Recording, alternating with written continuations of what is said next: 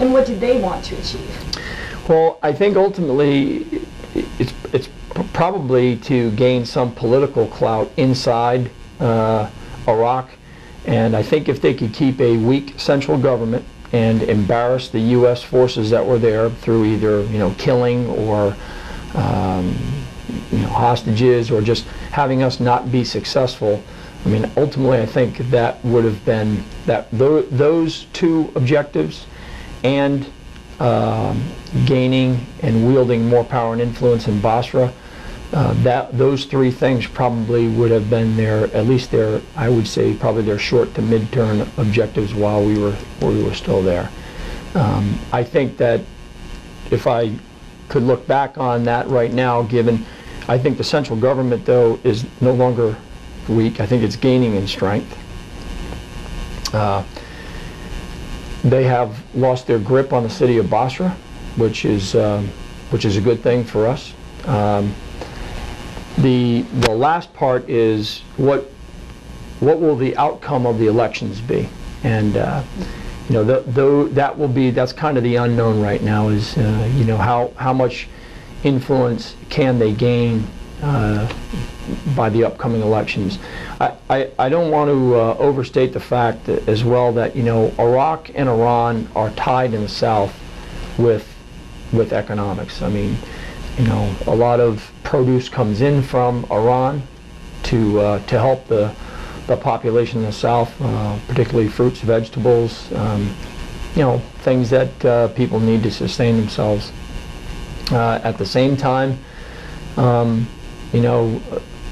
there's going to have to be a relationship that develops, and we're going to just have to continue to keep an eye on it between Iraq and Iran, because they're going to need one another. They're going to need to have that balance on the border, so it's not confrontational, but affords both countries to prosper a little bit. But I think that over time, that it can get that way. It's just going to need a little bit of time for that to help mature and balance, really. We always like to say multi-phase, multi-pronged, but really what that means is a piece that can't be excluded is Islamic revolution. And that's kind of gets whitewashed because we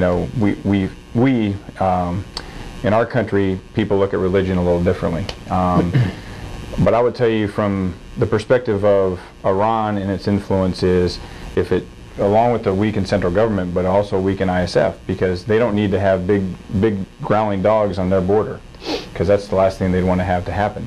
But I think you have to look at it almost in a part, and I'll give you a really bad analogy, but almost Miami in 1980 with all the drugs that came through. And the analogy is that you had people that would move those drugs that had no doing in the sale of them, the distribution, all they were a proxy that moved. And that's really, if you look at the Shia criminal element, that's one of those folks. Tied most likely into a tribe, but is used to moving stuff from point A to B and doesn't really care what it is at the end of the day, because he is not the one that's actually going to deliver it and then make it explode, if you will.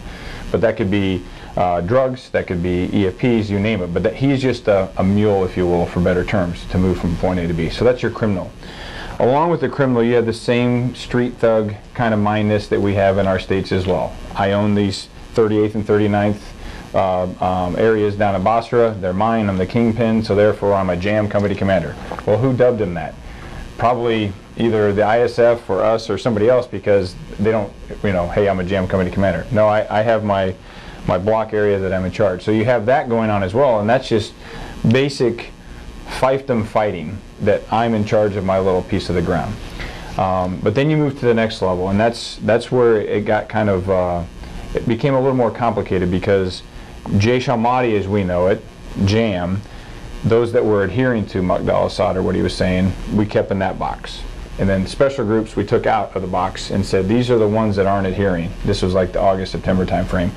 And so the special groups, those are the ones that actually got the specialized training, that had a little more care, a little more nurturing.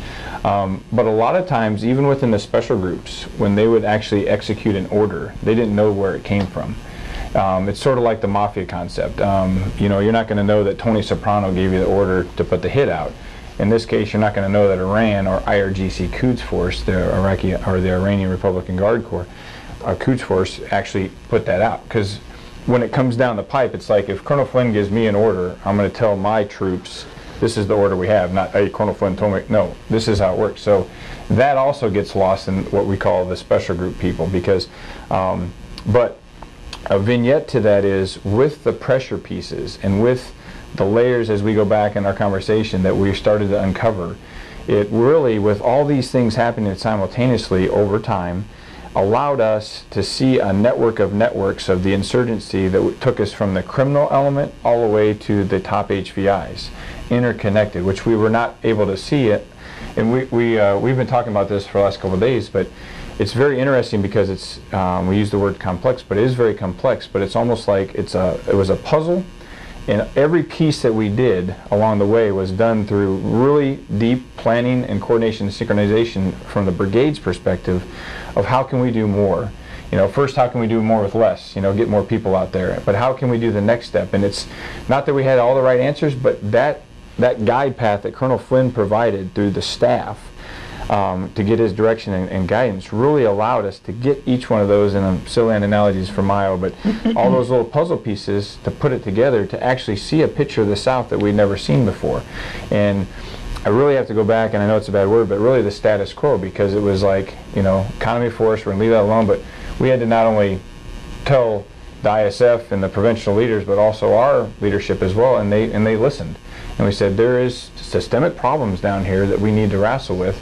Getting back to how does Iran want to influence? They want, maybe it's more non-kinetic now. Maybe it's more in the political arena or the central services arena where they peel back more from the kinetic attacks.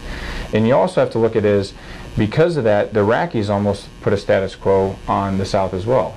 They didn't have MITs with their armies. You know, the Brits started to have some, etc., but they didn't have the focus as Baghdad and Al-Qaeda fight had. And really that was our drumbeat from the beginning, was because we were able to, you asked the question, how do we get off the road?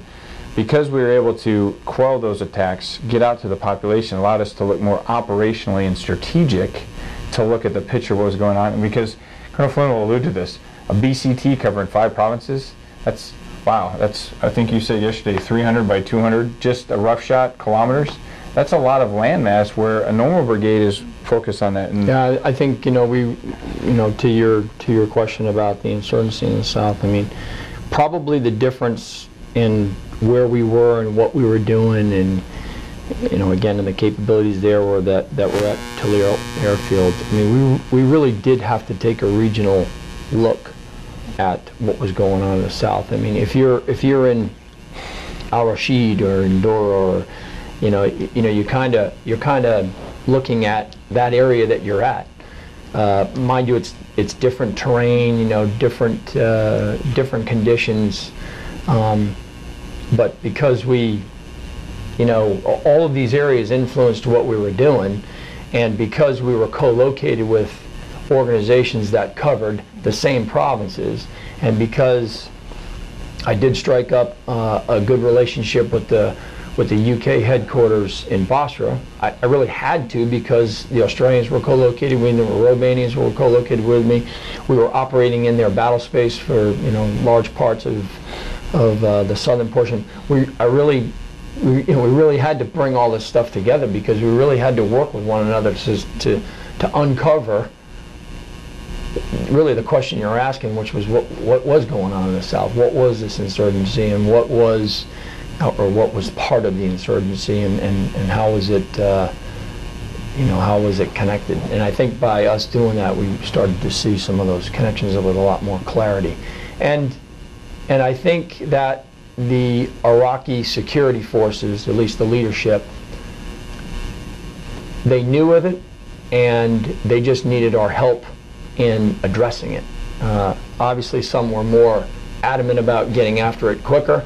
Others were a little more slow, but I think, again, I would go back to that watershed event in Basra. That kind of changed everything.